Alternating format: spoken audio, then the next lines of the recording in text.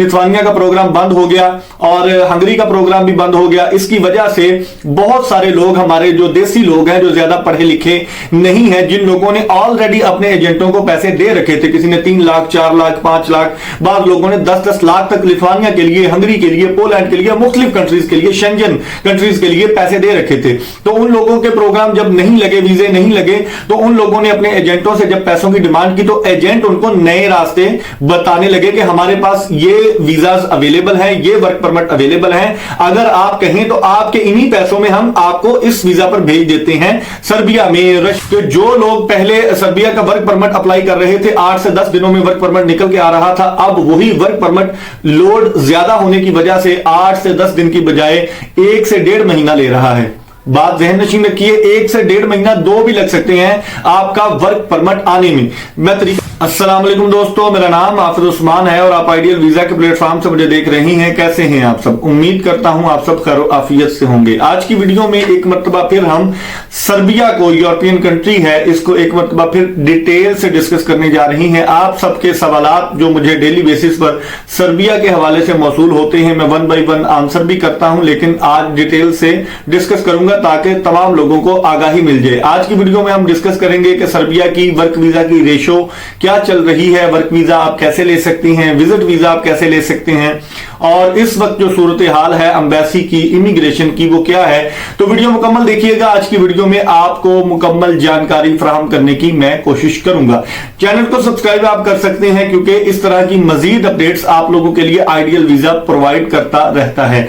सबसे पहले बात करते हैं, क्योंकि मेरे चैनल पर ऑलरेडी 2 वीडियो सर्बिया के हवाले से स्पेसिफिकली मौजूद है, जिसमें एक वीडियो में मैंने मुकम्मल तौर पर विजिट वीजा सर्बिया का डिस्कस किया है और दूसरी वीडियो में वर्क वीजा मुकम्मल तौर पर डिस्कस किया है। आज की वीडियो में मैं फिर एक मर्तबा वर्क वीजा का टोटल प्रोसीजर जो है, जो आप लोग सवाल करते हैं, वो भी मुकम्मल एक्सप्लेन कर दूंगा और उसके हवाले से मुकम्मल जानकारी भी दे दूंगा। इसके अलावा जो है वर्क वीजा की रेशो और मामलात क्या चल रहे हैं इमिग्रेशन के, इस वक्त क्या सूरत हाल है, जो लोग अप्लाई करने जा रहे हैं या अप्लाई कर चुके हैं तो वो लोग क्या करें, तो आज की वीडियो मुकम्मल देखने की आपको जरूरत है।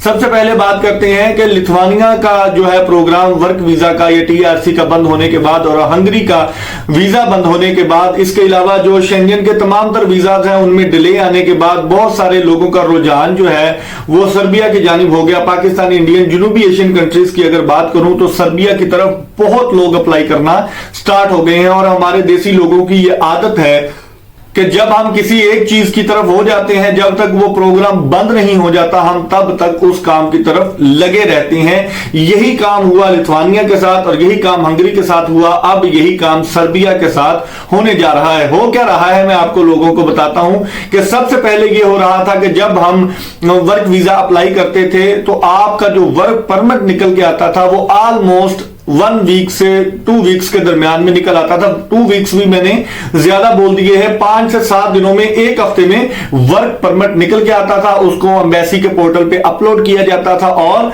विद इन 1 to 2 मंथ उसका रिस्पांस आ जाता था कि वीजा लग गया है या कि नहीं, और आप फिर ट्रेवल करके बींगा पाकिस्तानी जाते थे ईरान में। इंडियन जो हमारे भाई हैं वो अपने कंट्री में ही सर्बिया की एम्बेसी में अपना पासपोर्ट सबमिट करवाते थे। ये पुराना तरीकाकार, पुराने मामला ऐसे होते थे। इसके बाद फिर जिद्दत का दौर आया, लिथुआनिया का प्रोग्राम बंद हो गया और हंगरी का प्रोग्राम भी बंद हो गया। इसकी वजह से बहुत सारे लोग, हमारे जो देसी लोग हैं, जो ज्यादा पढ़े लिखे नहीं है, जिन लोगों ने ऑलरेडी अपने एजेंटों को पैसे दे रखे थे, किसी ने 3 लाख 4 लाख 5 लाख, बाद लोगों ने 10-10 लाख तक लिथुआनिया के लिए, हंगरी के लिए, पोलैंड के लिए, मुख्तलिफ कंट्रीज के लिए, शेंजन कंट्रीज के लिए पैसे दे रखे थे।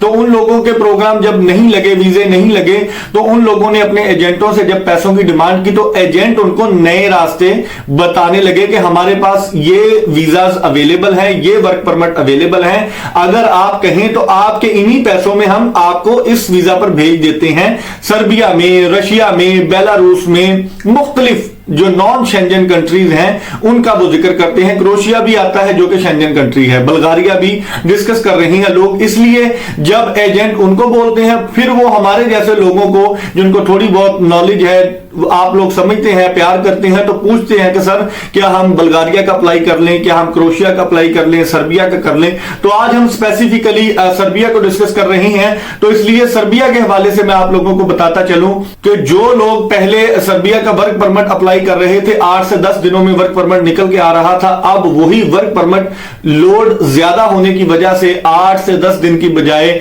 1 से 1.5 महीना ले रहा है। बात ज़हन नशीन रखिए, 1 से 1.5 महीना, 2 भी लग सकते हैं आपका वर्क परमिट आने में।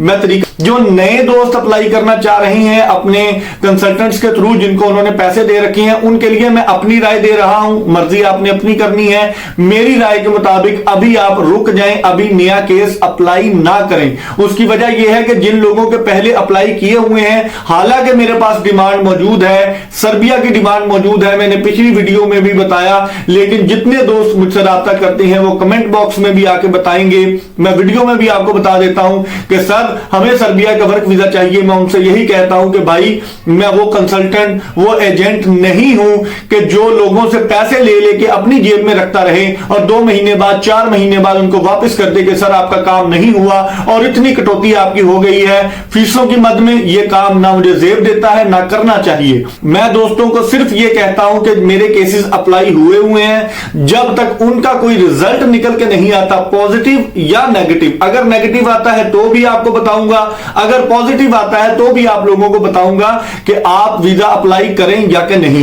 नए दोस्तों के लिए जो अभी अप्लाई करने जा रही हैं, अगर उनका कंसल्टेंट, उनका एजेंट उनको 2-3 कंट्रीज की जो है चॉइस देता है, जिसमें बेलारूस आ सकता है, आपका रशिया आ सकता है, आपका साइप्रस आ सकता है, मालदोवा वगैरह कोई भी कंट्री हो सकता है, तो सर्बिया के अलावा किसी कंट्री को चूज कर लीजिएगा।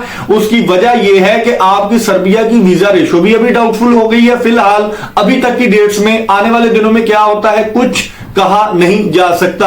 और इसके अलावा जो है सर्बिया के वर्क परमिट इतने ज्यादा अप्लाई हो गए हैं जिसकी वजह से बर्डन बहुत ज्यादा बढ़ गया है, टाइम भी बहुत ज्यादा लग रहा है। तो अगर आप इससे बचना चाहते हैं तो सर्बिया के अलावा किसी और कंट्री को अभी अगर आप अप्लाई करने जा रही हैं, आपने अभी डिसाइड नहीं किया था, तो आज की वीडियो के बाद मेरे मशवरे के मुताबिक अगर चलना चाहते हैं तो सर्बिया को छोड़ के किसी और कंट्री में अप्लाई कर लीजिए, या फिर अगर आप सर्बिया में ही अप्लाई करना चाहते हैं तो थोड़ा टाइम वेट कर लीजिए, 2-4 महीने, 6 महीने, या जब सूरत हाल नॉर्मल हो जाएगी तो आप जरूर अप्लाई कर लीजिएगा। ये मेरा मशवरा है, बाकी मर्जी आपने अपनी करनी है। इसके अलावा विजिट वीजा के लिए आपने क्या करना है, अपने तमाम तर डॉक्यूमेंट्स जो आपके पास हैं सारे आपने अपलोड करने हैं इनकी वेबसाइट पर जाके। अच्छा तरीकेकार मैं आपको बता दूं, वर्क वीजा का प्रोसीजर जो है वो दोस्त पूछते हैं काफी दफा। सबसे पहले आपका वर्क परमिट आता है, वर्क परमिट में आपके डॉक्यूमेंट्स जो लगते हैं, ब्लू कॉलर जॉब के लिए आपका passport, CNIC, white background photo और मैट्रिक की सनद वगैरह, अगर उसके बुनियाद पर वीजा लग रहा है, वर्क परमिट निकल के आ रहा है तो वो भी चाहिए। सबसे पहले ये डॉक्यूमेंट्स आप अपने एम्प्लॉयर को या फिर अपने कंसल्टेंट को देते हैं। 8 से 10 दिनों में पहले निकल के आता था, अब 1 से 2 महीनों में आपका वर्क परमिट निकल के आएगा। उसके बाद आप एम्बेसी के पोर्टल पे अपलोड करेंगे। अपलोड करने के बाद आपको एम्बेसी से अप्रूवल आती है, और अप्रूवल आने का यह मतलब होता है कि आपका वीजा अप्रूव हो चुका है। अब आपने एम्बेसी विजिट करके जाना है, जो कि ईरान में, तेहरान में मौजूद है। सर्बिया की एम्बेसी विजिट करेंगे, उसका मतलब सिर्फ ये होता है कि आपने जाके अपना पासपोर्ट देना है और उन्होंने आपको स्टैंप लगा देनी है वीजा की। अदरवाइज आपका कोई और मकसद नहीं है एम्बेसी विजिट करने का।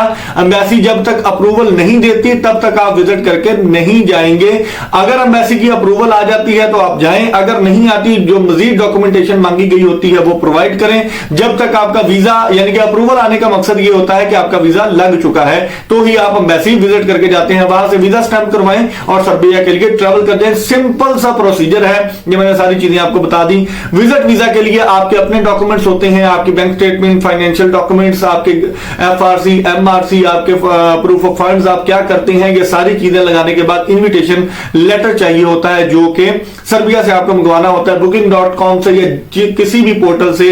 अगर आप ऑनलाइन इसकी बुकिंग करते हैं, होटल बुकिंग करते हैं, तो बुकिंग करने के बाद होटल वालों से आप इनविटेशन लेटर ले सकते हैं। इनविटेशन वो आप अपलोड कर देंगे ऑनलाइन, इसका भी सेम तरीकेकार है। सारे डॉक्यूमेंट्स अपनी तमाम तर डिटेल्स आपको फिल करने के बाद जब आपको अप्रूवल आ जाती है, आपकी वीजा अप्रूवल अब मिल जाती है आपको, तो आप ट्रैवल करके ईरान जाते हैं, वहां से वीजा स्टैंप करवाते हैं जो कि सी कैटेगरी का वीजा होता है, विजिट वीजा होता है, और वहां से आप सर्बिया ट्रैवल करके चले जाते हैं। ये आसान सा प्रोसीजर मैंने आपको समझा दिया है। इसमें कोई दिक्कत की बात हो तो आप मुझसे व्हाट्सएप पे आकर राब्ता कर सकती हैं, पूछ सकती हैं। जितनी बातें मैंने कही ये मेरी अपनी राय है, आप लोग इससे इख्तलाफ कर सकते हैं।